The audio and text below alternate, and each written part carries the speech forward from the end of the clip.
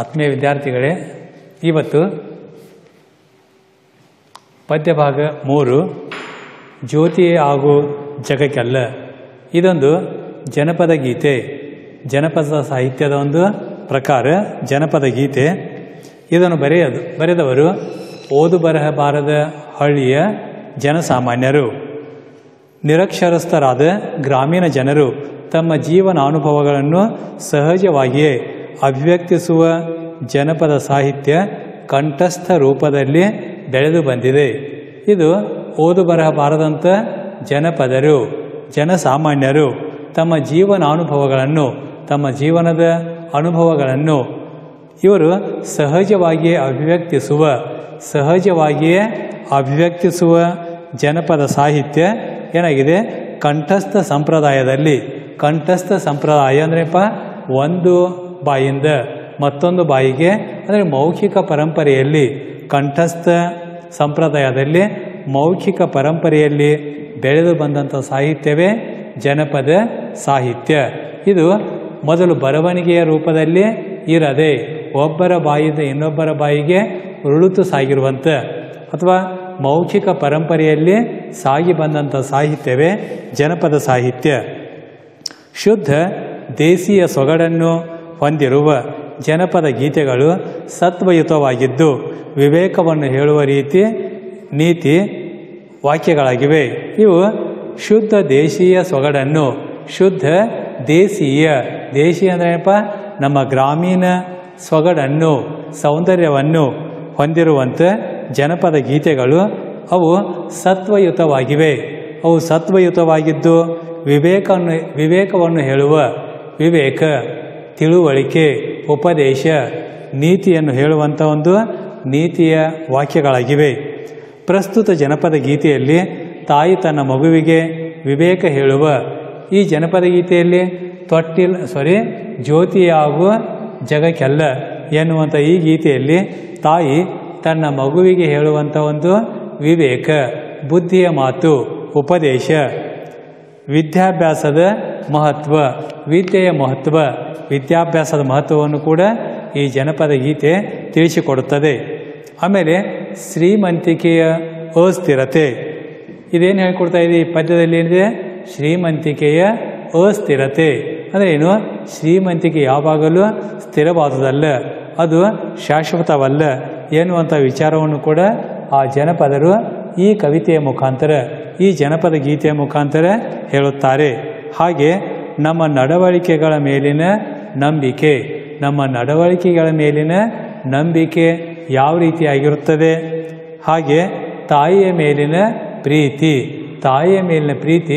ಹೇಗಿರ್ತಾ ಇದೆ, ತಾಯಿಯ ಪ್ರೀತಿ ಎಷ್ಟು ಶ್ರೇಷ್ಠವಾದುದು ಎನ್ನುವಂಥ ಮಾತನ್ನು ಕೂಡ ಈ ಕವಿತೆ ವ್ಯಕ್ತಗೊಳಿಸುತ್ತದೆ. ಹಾಗೆ ಸಂಬಂಧಗಳ ನಿಜ ಸ್ವರೂಪ ಸರಳ ಸುಂದರವಾಗಿ ಅಭಿವ್ಯಕ್ತಗೊಂಡಿವೆ.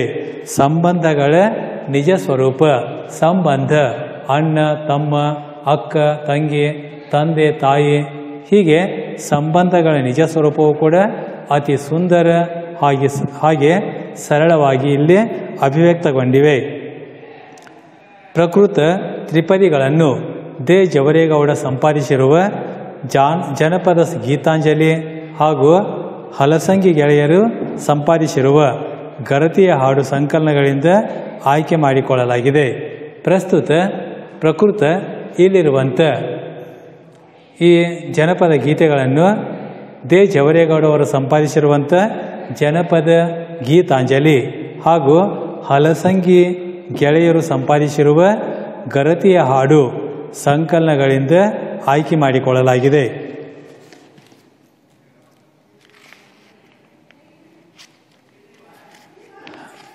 ನೋಡಿ, ಜ್ಯೋತಿ ಹಾಗೂ ಜಗಕ್ಕೆಲ್ಲ. ಜ್ಯೋತಿ ಅಂದರೆ ಏನು, ಬೆಳಕು ಅಥವಾ ದೀಪ. ಅಂದರೆ ಮಗನಿಗೆ ಏನು ಉಪದೇಶ ನೀಡ್ತಾ ಇದ್ದಾಳೆ, ಏನು ನೀತಿಯನ್ನು ಬೋಧಿಸ್ತಾ ಇದ್ದಾಳೆ. ಜ್ಯೋತಿ ಹಾಗೂ ಜಗಕ್ಕೆಲ್ಲ ಅಂದ್ರೇನಪ್ಪ, ಜಗಕ್ಕೆ, ಈ ಜಗತ್ತಿಗೆ ಮಾರ್ಗದರ್ಶಕನಾಗಿ ನಿಲ್ಲು, ಉತ್ತಮ ಮಾರ್ಗದರ್ಶಕನಾಗಿ ನಿಲ್ಲೆಂದು ಈ ತಾಯಿ ಇಲ್ಲಿ ಮಗನಿಗೆ ಉಪದೇಶ ನೀಡುತ್ತಾಳೆ. ಪಾಠ ಪ್ರವೇಶ. ಜನಪದ ಸಾಹಿತ್ಯದಲ್ಲಿ ಗೀತೆಯೊಂದು ಪ್ರಮುಖ ಪ್ರಕಾರವಾಗಿದ್ದು, ಜನಪದ ಸಾಹಿತ್ಯದಲ್ಲಿ ಗೀತೆ ಇದೊಂದು ಪ್ರಮುಖ ಪ್ರಕಾರವಾಗಿದ್ದು ನೂರಾರು ವರ್ಷಗಳಿಂದ ಮೌಖಿಕವಾಗಿ ಉಳಿದುಕೊಂಡು ಬಂದಿರುವ ಸಾಹಿತ್ಯವಾಗಿದೆ. ಪ್ರಾಚೀನ ಕಾಲದಿಂದ ನೂರಾರು ವರ್ಷಗಳಿಂದ ಇದು ಏನು ಮೌಖಿಕ ಪರಂಪರೆಯಲ್ಲಿ ಉಳಿದುಕೊಂಡು ಬಂದಂಥ ಒಂದು ಸಾಹಿತ್ಯ ಪ್ರಕಾರವಾಗಿದೆ. ಅದು ಹಳ್ಳಿಯ ಬದುಕಿನೊಂದಿಗೆ ಮಿಳಿತಗೊಂಡಿದೆ. ಇದು ಯಾವ ಜನಪದ ಸಾಹಿತ್ಯ? ಇದು ಹಳ್ಳಿಯ ಬದುಕಿನೊಂದಿಗೆ ಒಂದುಗೂಡಿದೆ. ಹಳ್ಳಿಯ ಬದುಕಿನೊಂದಿಗೆ ಹಳ್ಳಿಯ ಜೀವನದೊಂದಿಗೆ ಇದು ಸಮ್ಮಿಲನಗೊಂಡಿದೆ. ಇದು ಒಂದಾಗಿದೆ. ಏನು ಹಳ್ಳಿಯ ಜನಸಾಮಾನ್ಯರು ಮೌಖಿಕ ಪರಂಪರೆಯಲ್ಲಿ ತಮ್ಮ ಬದುಕಿನ ಅನುಭವಗಳನ್ನು ಇಲ್ಲಿ ಅಭಿವ್ಯಕ್ತಗೊಳಿಸುತ್ತಿದ್ದಾರೆ. ಹಾಗಾಗಿ ಹಳ್ಳಿಯ ಬದುಕಿನೊಂದಿಗೆ ಈ ಸಾಹಿತ್ಯ ಮಿಳಿತಗೊಂಡಿದೆ. ಬಹುತೇಕ ಜನಪದ ಗೀತೆಗಳು ಕ್ರಿಯೆಯ ಪ್ರೇರಣೆಯಿಂದ ಜನ್ಮ ತಾಳಿವೆ. ನೋಡಿ, ಜನಪದ ಗೀತೆಗಳು ಹೇಗೆ ಜನ್ಮ ತಾಳಿವೆ? ಇವು ಕ್ರಿಯೆಯ ಪ್ರೇರಣೆಯಿಂದಲೇ ಈ ಜನಪದ ಗೀತೆಗಳು ಸೃಷ್ಟಿಯಾಗಿವೆ. ಅವು ಜನ್ಮ ತಾಳಿವೆ. ಅಂದರೆ ಏನು? ಜನಪದರ ನಿತ್ಯದ ಕೆಲಸಗಳಾದ ಕುಟ್ಟುವುದು. ಜನಪದರ ನಿತ್ಯದ ಕೆಲಸಗಳು ಏನು?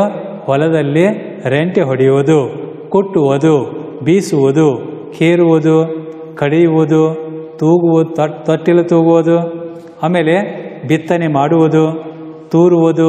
ಈಗ ಸುಗ್ಗಿಯ ಕಾಲದಲ್ಲಿ ಬೆಳೆ ಬಂದಾಗ, ಪೈರು ಬಂದು ನಿಂತಾಗ ಅದನ್ನು ರಾಶಿ ಮಾಡುತ್ತಾರೆ.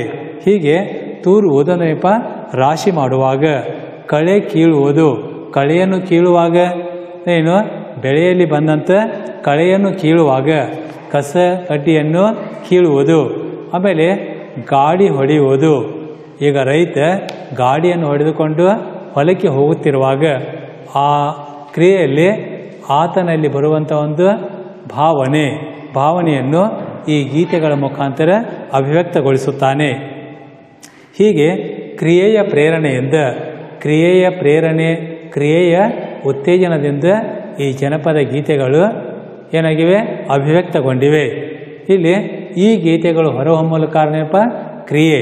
ಯಾಕಂದರೆ ಹೆಣ್ಣು ಮಕ್ಕಳು ಕುಟ್ಟುವಾಗ, ಕೇರುವಾಗ, ಬೀಸುವಾಗ, ತೊಟ್ಟಿಲು ತೂಗುವಾಗ ಅವರು ಮಗುವನ್ನು ಏನು ಸಂತೈಸಲು ಹಾಡುಗಳನ್ನು ಹೇಳಿಕೊಳ್ಳುತ್ತಾರೆ.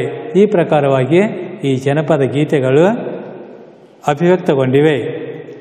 ಜೊತೆಗೆ ಹಬ್ಬ ಹರಿದಿನ, ಮದುವೆ, ಗೃಹ ಪ್ರವೇಶ ಮುಂತಾದ ಶುಭ ಕಾರ್ಯಗಳು ಹಾಡಿನಿಂದಲೇ ಆರಂಭಗೊಂಡು ಹಾಡಿನಿಂದಲೇ ಮುಕ್ತಾಯಗೊಳ್ಳುತ್ತವೆ. ಇನ್ನು ಕೆಲ ಶುಭ ಕಾರ್ಯಗಳು ಮದುವೆ ಮುಂಚೆ, ಆಮೇಲೆ ಹಬ್ಬ ಹರಿದಿನ, ಗೃಹ ಪ್ರವೇಶ, ಈ ಎಲ್ಲ ಶುಭ ಕಾರ್ಯಗಳು ಕೂಡ ಈ ಹಾಡುಗಳಿಂದಲೇ ಆರಂಭಗೊಂಡು ಹಾಡುಗಳಿಂದಲೇ ಮುಕ್ತಾಯಗೊಳ್ಳುತ್ತವೆ. ಈ ಜನಪದ ಗೀತೆಗಳು ಜೀವನ ಮೌಲ್ಯಗಳನ್ನು ಒಳಗೊಂಡಿದ್ದು ಬದುಕನ್ನು ಸುಂದರವಾಗಿ ರೂಪಿಸಿಕೊಳ್ಳಲು ಮಾರ್ಗದರ್ಶಿಯಾಗಿವೆ. ಈ ಗೀತೆಗಳು ಜೀವನ ಮೌಲ್ಯಗಳನ್ನು ಒಳಗೊಂಡಿದ್ದು ನಮ್ಮ ಬದುಕನ್ನು ಸುಂದರವಾಗಿ ರೂಪಿಸಿಕೊಳ್ಳಲು ಇವು ಮಾರ್ಗದರ್ಶನ ನೀಡುತ್ತಿವೆ. ಹೀಗೆ ಜನಪದ ಗೀತೆಗಳು ಜನಸಾಮಾನ್ಯರಿಂದ ಅಭಿವ್ಯಕ್ತಗೊಂಡರು, ಜನಸಾಮಾನ್ಯರಿಂದ ಜನ್ಮ ತಾಳಿದರೂ ಕೂಡ ಇವು ಬದುಕಿಗೆ ಮಾರ್ಗದರ್ಶನವಾಗಿ ನಿಂತಿವೆ. ಪದ್ಯ ನೋಡಿ, ಇಲ್ಲಿ ತಾಯಿ ತನ್ನ ಮಗುವಿನಲ್ಲಿ ಎಂತೆಂಥ ಗುಣಗಳು ಇರಬೇಕು ಎಂದು ಹೇಳ್ತಾಳೆ ನೋಡಿ. ಆಚಾರ ಕರಸಾಗು, ನೀತಿಗೆ ಪ್ರಭುವಾಗು, ಮಾತಿನಲ್ಲಿ ಚೂಡಾಮಣಿಯಾಗು, ನನಕಂದ ಜ್ಯೋತಿಯೇ ಆಗು ಜಗಕ್ಕೆಲ್ಲ. ತನ್ನ ಮಗನಲ್ಲಿ ಎಂತೆಂಥ ಗುಣಗಳು ಇರಬೇಕು, ಎಂತೆಂಥ ಗುಣಗಳನ್ನು ಮಗು ತನ್ನಲ್ಲಿ ಹಿಡಿದಿಟ್ಟುಕೊಳ್ಳಬೇಕೆಂದು ತಾಯಿ ಆಶಿಸುತ್ತಾಳೆ, ಬಯಸುತ್ತಾಳೆ. ಆಚಾರ ಕರಸಾಗು, ಆಚಾರಕ್ಕೆ ಅರಸನಾಗು. ಒಳ್ಳೆಯ ನಡೆ ನುಡಿಗಳಲ್ಲಿ ನೀನು ಅರಸನಾಗಬೇಕು. ನೀನು ಒಳ್ಳೆಯ ನಡೆ ನುಡಿ ಸಂಪ್ರದಾಯಗಳನ್ನು ಕಲಿತುಕೊಂಡು ಅವುಗಳಲ್ಲಿ ನೀನು ಅರಸನಾಗಿ ಬೆಳೆಯಬೇಕು. ಆಮೇಲೆ ನೀತಿಗೆ ಪ್ರಭುವಾಗಬೇಕು. ಒಳ್ಳೆಯ ನೀತಿಯನ್ನು, ಒಳ್ಳೆಯ ಸಂಪ್ರದಾಯವನ್ನು ನೀನು ನಿನ್ನಲ್ಲಿ ರೂಪಿಸಿಕೊಳ್ಳಬೇಕು. ನೀತಿಗೆ ಪ್ರಭುವಾಗಬೇಕು, ನೀತಿಗೆ ನೀನೇ ಒಡೆಯನಾಗಬೇಕು. ನಿನ್ನ ನೀತಿ, ನಡೆ, ನುಡಿ, ಸಜ್ಜನಿಕೆ ಇವುಗಳನ್ನು ಇನ್ನೊಬ್ಬರು ಕಲಿತುಕೊಳ್ಳಬೇಕು. ಹೀಗೆ ನಡೆ ನುಡಿಗಳಲ್ಲಿ ನೀನು ಅರಸನಾಗಬೇಕು, ಒಡೆಯನಾಗಬೇಕು. ಹಾಗೆ ಮಾತಿನಲ್ಲಿ ಚೂಡಾಮಣಿಯಾಗು, ಮಾತಿನಲ್ಲಿಯೂ ಕೂಡ ಇನ್ಯಾಗಬೇಕು, ಚೂಡಾಮಣಿಯಾಗಬೇಕು. ಚೂಡಾಮಣಿ ಅಂದ್ರೇನಪ್ಪ, ರತ್ನದಿಂದ ಮಾಡಿದಂಥ ಒಂದು ಆಭರಣ. ಅದು ಹೇಗೆ ಶುಭ್ರವಾಗಿ ತನ್ನ ಪ್ರಕಾಶವನ್ನು ಬೀರುತ್ತದೆ, ಹಾಗೆ ನೀನು ಕೂಡ ಮಾತಿನಲ್ಲಿ ಏನಾಗಬೇಕು, ಇನ್ನೊಬ್ಬರನ್ನು ಆಕರ್ಷಣೆ ಮಾಡುವಂತೆ ಅದು ಶ್ರೇಷ್ಠವಾಗಿರಬೇಕು. ಮಾತಿನಲ್ಲಿ ಚೂಡಾಮಣಿಯಾಗಿರಬೇಕು. ನನಕಂದ ಜ್ಯೋತಿಯಾಗು ಜಗಕ್ಕೆಲ್ಲ, ನೀನು ಜ್ಯೋತಿಯಾಗು ಈ ಜಗಕ್ಕೆಲ್ಲ, ನೀನು ಈ ಜಗತ್ತಿಗೆ ಮಾರ್ಗದರ್ಶನವನ್ನು ನೀಡುವಂಥ ವ್ಯಕ್ತಿಯಾಗಬೇಕೆಂದು ತಾಯಿ ಬಯಸುತ್ತಾಳೆ. ಅಂದ್ರೇನು, ತಾಯಿ ಮಗನಲ್ಲಿ ಯಾವ್ಯಾವ ಗುಣಗಳನ್ನು ಕಾಣಲಿಕ್ಕೆ ಇಚ್ಛೆ ಪಡ್ತಾಳೆ, ಆತ ಒಳ್ಳೆಯ ನಡೆ ನುಡಿ ಸಂಪ್ರದಾಯ ಇವುಗಳನ್ನು ಒಡಗೂಡಿಸಬೇಕೆಂದು ತಾಯಿ ಬಯಸುತ್ತಾಳೆ. ಏನು ವಿದ್ಯೆಯ ಮಹತ್ವ, ವಿದ್ಯೆಯ ಮಹತ್ವವನ್ನು ಇಲ್ಲಿ ಯಾವ ರೀತಿ ತಾಯಿ ಆ ಗ್ರಾಮೀಣರು ಜನಪದರು ಹೇಳ್ತಾ ಇದ್ದಾರೆ. ಸಂಸಾರವೆಂಬುದು ಸಾಗರ ಹೊಳೆಯಪ್ಪ. ಈ ಸಂಸಾರ ಈ ಜೀವನ ಎನ್ನುವುದು ಸಾಗರ ಹೊಳೆಯಪ್ಪ. ಈಗ ಸಾಗರನೇಪ ವಿಶಾಲವಾಗಿರ್ತಾ ಇದೆ. ಆ ಒಂದು ಸಾಗರ ಇದ್ದಂತೆ ನಮ್ಮ ಜೀವನ. ಸಂಸಾರವೆಂಬುದು ಸಾಗರವಿದ್ದಂತೆ ಅದು ಹೊಳೆಯಪ್ಪ. ಈಸಬಲ್ಲವನಿಗೆ ಎದೆಯುದ್ಧ. ಆ ಸಂಸಾರ ಎಂಬ ಸಾಗರವನ್ನು ಈಸಬಲ್ಲವನಿಗೆ ಎದೆಯುದ್ಧ. ಯಾವನು ಈ ಸಾಗರವನ್ನು, ಯಾವನು ಈ ಹೊಳೆಯನ್ನು, ಸಂಸಾರ ಎನ್ನುವಂಥ ಸಾಗರವನ್ನು ಧೈರ್ಯದಿಂದ ಎದುರಿಸುತ್ತಾನೆ, ಅವನಿಗೆ ಯಾವುದೇ ರೀತಿಯ ತೊಂದರೆಗಳು ಅಡ್ಡಿ ಆತಂಕಗಳು ಬಾರವು. ಅದಕ್ಕಾಗಿ ನಾವು ಏನು ಮಾಡಬೇಕು, ಜಾಣತನದಿಂದ ಈ ಒಂದು ಸಾಗರವನ್ನು ಈಸಿ ಜಯಿಸಬೇಕು. ಸಾಗರವನ್ನು ಜಾಣ್ಮೆಯಿಂದ ಧೈರ್ಯದಿಂದ ಈಸಿ ಪಾರಾಗಬೇಕು. ಈ ಸಂಸಾರವನ್ನು, ಈ ಒಂದು ಲೌಕಿಕ ಪ್ರಪಂಚವನ್ನು ನಾವು ಜಾಣ್ಮೆಯಿಂದ ತಾಳ್ಮೆಯಿಂದ ಈಸಿ ನಾವು ಗೆಲುವನ್ನು ಸಾಧಿಸಬೇಕು. ನನಕಂದ ಓದಬಲ್ಲವನಿಗೆ ಕೈಲಾಸ.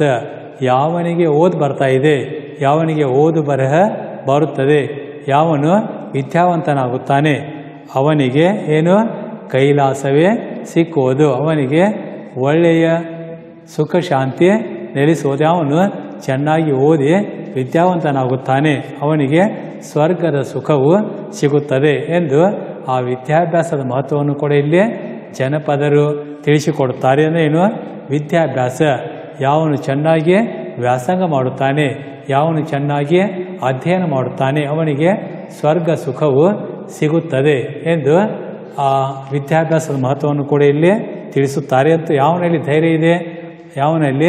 ಧೈರ್ಯ ಇದೆ ಆತನೇ ಏನು ಮಾಡ್ತಾನೆ, ಆ ಸಂಸಾರ ಎಂಬ ಸಾಗರವನ್ನು ಈಸಿ ಜಯಶಾಲಿ ಆಗುತ್ತಾನೆ. ಏನು ಶ್ರೀಮಂತಿಕೆ ಇದು ಶಾಶ್ವತವಲ್ಲ, ಇದು ಸ್ಥಿರವಲ್ಲ ಎನ್ನುವಂಥ ಮಾತನ್ನು ಕೂಡ ಅಭಿವ್ಯಕ್ತಗೊಳಿಸಿದ್ದಾರೆ. ಬಂಗಾರದ ಬಳೆ ತೊಟ್ಟು ಬೈಬ್ಯಾಡ ಬಡವರ. ಬಂಗಾರದ ಬಳೆ ತೊಟ್ಟು ಬೈಬ್ಯಾಡ ಬಡವರ. ಈಗ ಸಾಮಾನ್ಯವಾಗಿ ಬಂಗಾರದ ಬಳೆಯನ್ನು ತೊಡುವವರು ಯಾರು, ಶ್ರೀಮಂತರು. ಅಂದರೆ ಏನು, ಶ್ರೀಮಂತರು ತಮ್ಮ ಅಹಂಕಾರದಿಂದ ಅಹಂಭಾವದಿಂದ ಆ ಬಡವರನ್ನು ಏನು ಮಾಡ್ತಾರೆ, ಬೈಯುತ್ತಾರೆ, ಬಡವರನ್ನು ಹೀಯಾಳಿಸುತ್ತಾರೆ. ಅದಕ್ಕಾಗಿ ಜನಪದರು ಹೇಳ್ತಾರೆ, ಬಂಗಾರ ನಿನಗೆ ಸ್ಥಿರವಲ್ಲ. ಆ ಒಂದು ಶ್ರೀಮಂತಿಕೆ ಅಹಂಭಾವದಿಂದ ನೀನು ಆ ಬಡವರನ್ನು ನೀನು ಹೀಯಾಳಿಸುವೆ, ಬಡವರನ್ನು ಬೈಯುತ್ತಿರುವೆ. ಆದರೆ ಆ ಶ್ರೀಮಂತಿಕೆ ಎಂದಿಗೂ ಶಾಶ್ವತವಲ್ಲ, ಅದು ಯಾವಾಗಲೂ ಸ್ಥಿರವಾಗಿರುವುದಿಲ್ಲ. ಅದು ಹೇಗಿರ್ತಾ ಇದೆ, ಮದ್ದಿನದ ಹೊತ್ತು ಹೊರಳುವುದು ತಡವಲ್ಲ. ಮದ್ದಿನದ ಹೊತ್ತು ಹೊರಳುವುದು ತಡವಲ್ಲ. ಮದ್ದಿನದ ಹೊತ್ತು, ಮದ್ದಿನಂದ್ರೆ ಏನಪ್ಪ, ಮಧ್ಯಾಹ್ನದ ಹೊತ್ತು ಹೊರಳುವುದು ಏನಪ್ಪ, ಸೂರ್ಯ ಮಧ್ಯಾಹ್ನ ಏನಾಗ್ತಾ ಇದೆ, ನತ್ತೆಯ ಮೇಲೆ ಬಿಸಿಲು ಬಿದ್ದಾಗ ಅದು ಮಧ್ಯಾಹ್ನ. ಆ ಮಧ್ಯಾಹ್ನದ ಹೊತ್ತು ಹೊರಳುವುದು ತಡವಲ್ಲ. ಯಾಕಂದರೆ ಮಧ್ಯಾಹ್ನದ ಹೊತ್ತೊಮ್ಮೆ ಅದು ಬಾಗಲೇಬೇಕು. ಅದು ನಿಧಾನವಾಗಿ ಏನಾಗ್ತಾ ಇದೆ, ಅದು ಬಾಗುತ್ತದೆ. ಮಧ್ಯಾಹ್ನದ ಹೊತ್ತು ಬಾಗಲೇಬೇಕು. ಅದು ಯಾವಾಗಲೂ ಮಧ್ಯಾಹ್ನ ಅದು ಮೇಲೆ ಇರುವುದಿಲ್ಲ. ಆ ಸೂರ್ಯ ನಿಧಾನವಾಗಿ ಕೆಳಗೆ ಬಾಗಲೇಬೇಕು. ಹಾಗೆ ಶ್ರೀಮಂತಿಕೆಯು ಕೂಡ ನಿಧಾನವಾಗಿ ಅದು ಕೂಡ ಬಾಗಲೇಬೇಕು, ಅದು ಕೂಡ ಕಡಿಮೆ ಆಗುತ್ತೆ. ಹೀಗೆ ಶ್ರೀಮಂತಿಕೆ ಎನ್ನುವುದು ಶಾಶ್ವತವಲ್ಲ, ಅದು ಸ್ಥಿರವಲ್ಲ. ಅದಕ್ಕಾಗಿ ಶ್ರೀಮಂತಿಕೆ ಇದ್ದಾಗ ನೀನು ಆ ಬಡವರನ್ನು ಹೀಯಾಳಿಸುವುದು, ಬಡವರನ್ನು ಬೈಯುವುದನ್ನು ಮಾಡಬೇಡ. ಅದು ಮಧ್ಯಾಹ್ನದ ಹೊತ್ತಿನಂತೆ. ಇಲ್ಲಿ ಶ್ರೀಮಂತಿಕೆಯನ್ನು ಯಾವುದಕ್ಕೆ ಹೋಲಿಸ್ತಾ ಇದ್ದಾನೆ? ಮಧ್ಯಾಹ್ನದ ಹೊತ್ತಿಗೆ. ಆ ಹೊತ್ತು ಅದು ಬಾಗಲೇಬೇಕು. ಹಾಗೆ ಶ್ರೀಮಂತಿಕೆಯು ಕೂಡ ಅದು ಎಂದೂ ಶಾಶ್ವತವಾಗಿರದೆ ಅದು ಕೂಡ ನಿಧಾನವಾಗಿ ಏನಾಗ್ತಾ ಇದೆ? ಕಡಿಮೆ ಆಗ್ತಾ ಇದೆ. ಅದಕ್ಕಾಗಿ ಎಲ್ಲರೊಂದಿಗೆ ಹೊಂದಿಕೊಂಡು ನೀನು ಜೀವನ ನಡೆಸಬೇಕೆಂದು ಇಲ್ಲಿ ಹೇಳುತ್ತಾರೆ. ಇನ್ನು ಕೊಟ್ಟು ಕುದಿಯಲು ಬೇಡ, ಇಟ್ಟು ಹಂಗಿಸಬೇಡ. ಈಗ ಸಾಮಾನ್ಯವಾಗಿ ದಾನ ಧರ್ಮ ಮಾಡುವುದು, ಕೊಟ್ಟು ಕುದಿಯಲು ಬೇಡ, ದಾನ ಧರ್ಮಗಳನ್ನು ಮಾಡಿ. ಏನು ಕುದಿಯಲು ಬೇಡ? ಕುದಿಯುವುದಂದ್ರೇಪ ಕುದಿಯಲು ಬೇಡ ಅಂದ್ರೇಪ ಕೋಪಿಸಿಕೊಂಡು ಕೆರಳಬೇಡ, ಕೋಪಿಸಿ ಇನ್ನೊಬ್ಬರ ಮೇಲೆ ಸಿಟ್ಟಾಗಬೇಡ.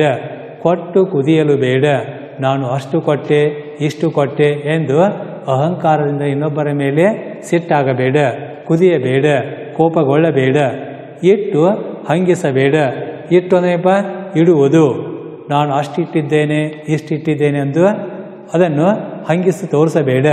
ನಾನು ಅಷ್ಟೊಂದು ಕೊಟ್ಟಿದ್ದೇನೆ, ಅವರಿಗೆ ಇವರಿಗೆ ಬಡವರಿಗೆ ಇಷ್ಟು ಕೊಟ್ಟಿದ್ದೇನೆ, ಊಟಕ್ಕೆ ನೀಡಿದ್ದೇನೆ ಎಂದು ಕೊಟ್ಟು ಹಂಗಿಸಬೇಡ. ಊಟಕ್ಕೆ ಕೊಟ್ಟು ಇನ್ನೊಬ್ಬರನ್ನು ಹಂಗಿಸಬೇಡ. ಹಂಗಿಸಿರಪ್ಪ ಅದು ವ್ಯರ್ಥ, ನೀನು ಮಾಡುವಂತಹ ಕಾರ್ಯವೆಲ್ಲ ವ್ಯರ್ಥವಾಗುತ್ತೆ. ಕೊಟ್ಟು ಕುದಿಯುವುದು, ತಾನು ಸಾಕಷ್ಟು ಕೊಟ್ಟೆ ಎಂದು ಅವರ ಮೇಲೆ ಕೋಪಿಸಿಕೊಂಡರೆ ಆ ಕೊಟ್ಟಂಥ ದಾನ ಧರ್ಮಗಳು ಏನಾಗ್ತವೆ? ನಿಷ್ಪ್ರಯೋಜಕ. ಊಟಕ್ಕೆ ನೀಡಿ ಆತನನ್ನು ಹಂಗಿಸಿದರೆ ಅದು ಕೂಡ ದಾನ ಮಾಡಿ ನಿಷ್ಪ್ರಯೋಜಕ, ಅದಕ್ಕೆ ಅರ್ಥವೇ ಇಲ್ಲ, ಅದು ವ್ಯರ್ಥವಾಗುತ್ತದೆ. ಎಷ್ಟು ಉಂಡರೆ ಎಂದು ಅನ್ನಬೇಡ. ಈಗ ಊಟಕ್ಕೆ ಹಾಕಿದಾಗ ಆ ಮನುಷ್ಯ ತನಗೆ ಹಸಿವಿದ್ದಷ್ಟು ಊಟ ಮಾಡಿಯೇ ಮಾಡುತ್ತಾನೆ. ಎಷ್ಟು ಉಣ್ಣುತ್ತಾನೆ, ಎಷ್ಟು ಉಂಡರೆ ಎಂದು ನೀನು ಅನ್ನಬೇಡ, ಅದನ್ನು ಹೀಯಾಳಿಸಬೇಡ, ಹಂಗಿಸಬೇಡ. ಇವು ಮೂರು ಮುಟ್ಟುವುದು ಶಿವನ ಬಳಿಯಲ್ಲಿ.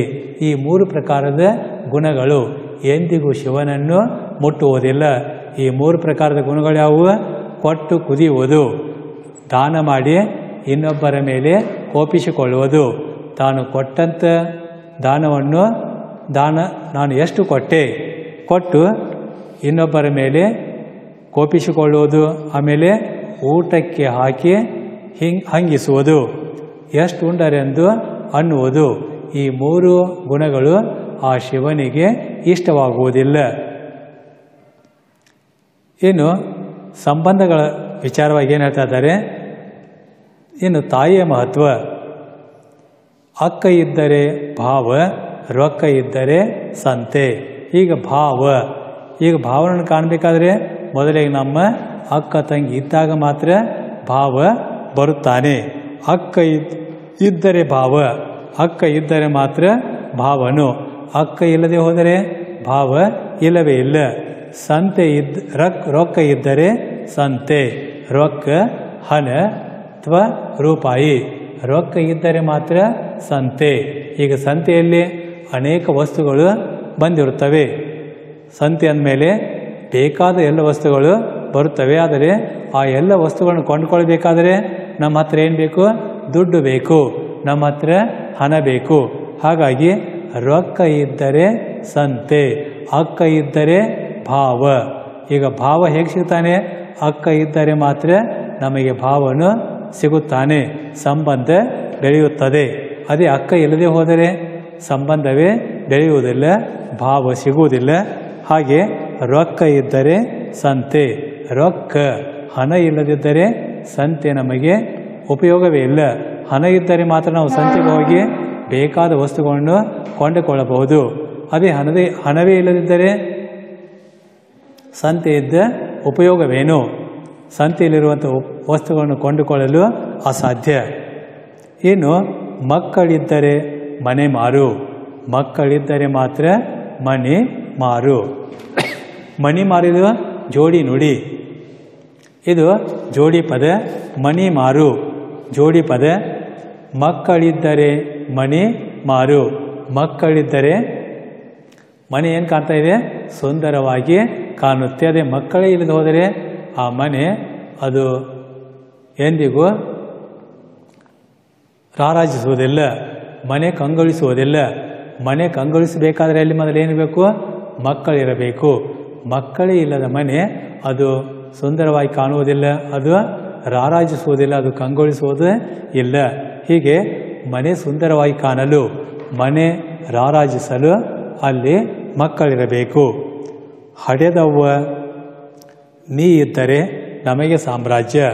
ಹಡೆದವ್ವ ನೀನಿದ್ದರೆ ನಮಗೆ ಅದೇ ಸಾಮ್ರಾಜ್ಯ. ಅಲ್ಲಿ ಭಾವ, ಅಲ್ಲಿ ಮಕ್ಕಳು ಎಲ್ಲ ಇದ್ದಂತೆ. ತಾಯಿಯೊಬ್ಬಳಿದ್ದರೆ ನಮಗೆ ಇದೆ ಅದೇ ಸಾಮ್ರಾಜ್ಯ. ಹೀಗೆ ತಾಯಿಯ ಮಹತ್ವವನ್ನು ಕೂಡ ಜನಪದರು ಅತಿ ಸುಂದರವಾಗಿ ಸರಳವಾಗಿ ನಿರೂಪಿಸುತ್ತಾರೆ. ಇನ್ನು ಉಂಡಾಗ ಉಡುವಾಗ ಜನವೆಲ್ಲ ನೆಂಟರು. ನೋಡಿ, ನಮಗೆ ನೆಂಟರು ಯಾವಾಗ ಹೆಚ್ಚುತ್ತಾರೆ? ನಮ್ಮ ಹತ್ರ ಯಾವಾಗ ಹಣ ಇದೆ, ನಮ್ಮ ಹತ್ರ ಯಾವಾಗ ಸಂಪತ್ತಿದೆ. ಹೀಗೆ ಉಂಡಾಗ ಉಡುವಾಗ ಜನವೆಲ್ಲ ನೆಂಟರು. ಅಂದರೆ ನಮ್ಮಲ್ಲಿ ಸಂಪತ್ತಿದ್ದಾಗ, ನಮ್ಮಲ್ಲಿ ಹಣವಿದ್ದಾಗ ಜನವೆಲ್ಲ ನಮ್ಮ ನೆಂಟರು, ಎಲ್ಲರೂ ನಮ್ಮ ನೆಂಟರಾಗಿ ಬರುತ್ತಾರೆ. ಅದೇ ಅಡವಿಯ ಸೊಪ್ಪು ತಲೆಯಲ್ಲಿ. ನಮಗೆ ಯಾವಾಗ ಸಂಕಟ ಬರ್ತಾ ಇದೆ, ಯಾವಾಗ ಸಂತೋಷ ಮತ್ತು ಸುಖ ಇತ್ತು, ಆಗ ನಮಗೆಲ್ಲರೂ ನೆಂಟರಾಗಿ ಬರುತ್ತಾರೆ. ಅದೇ ನಮಗೆ ಸಂಕಟ ಬಂದರೆ, ನಾವು ತೊಂದರೆಯ ಸುಳಿಯಲ್ಲಿ ಸಿಕ್ಕಿಕೊಂಡು ನರಳುತ್ತಿರುವಾಗ ಅಲ್ಲಿ ನಮ್ಮ ಸಹಾಯಕ್ಕೆ ಯಾರೂ ಬರುವುದಿಲ್ಲ. ಹೀಗೆ ಅಡವಿಯ ಸೊಪ್ಪು ತಲೆಯಲ್ಲಿ. ನಮಗೆ ಸಂಕಟ ಬಂದಾಗ ಅಲ್ಲಿ ತಪ್ಪಾಗ ಒಡ ಹುಟ್ಟಿದನ್ನ ಮುಖ ನೋಡ.